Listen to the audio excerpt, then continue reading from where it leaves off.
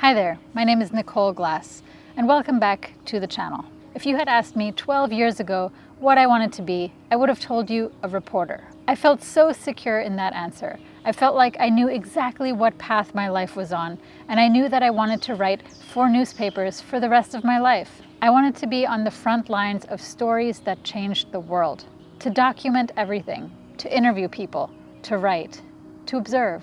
People told me journalism is dying.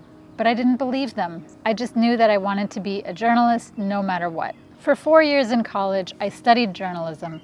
I wrote for my school newspaper, I freelanced for online publications, and I had internships at some pretty cool places, my favorite one being National Geographic. And then I graduated and realized my dream job was not so easy to get. So I settled, and I settled for a remote journalism job, which means I spent the next year writing news articles for a TV station from my apartment without ever leaving. I guess you could say my job was more to summarize and rewrite the news. I also did a little bit of freelancing for other publications and magazines in my spare time. But over the years, my interest in reporting was replaced with other passions and hobbies as I ended up in a 9-to-5 office job.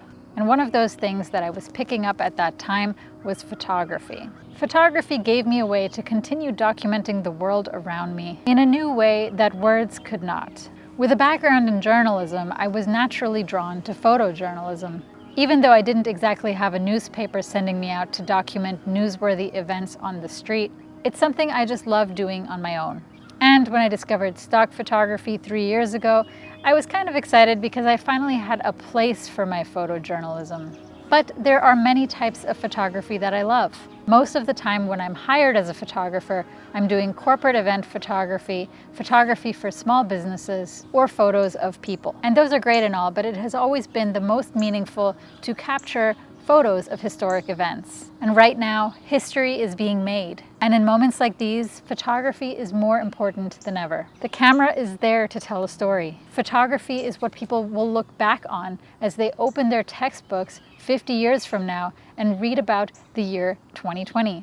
If textbooks are still a thing, that is. 2020, a year where coronavirus shut down the world. A year where people came together in masses to stand up against police brutality against Black people. And I have a feeling this is just the beginning of major change. There are many injustices that have never been captured on camera, but the ones that were captured are often the ones that created movements that changed human society. Movements like we're seeing right now. The photograph is a powerful thing, so I'm going to let my photos tell the stories for which my words are inadequate.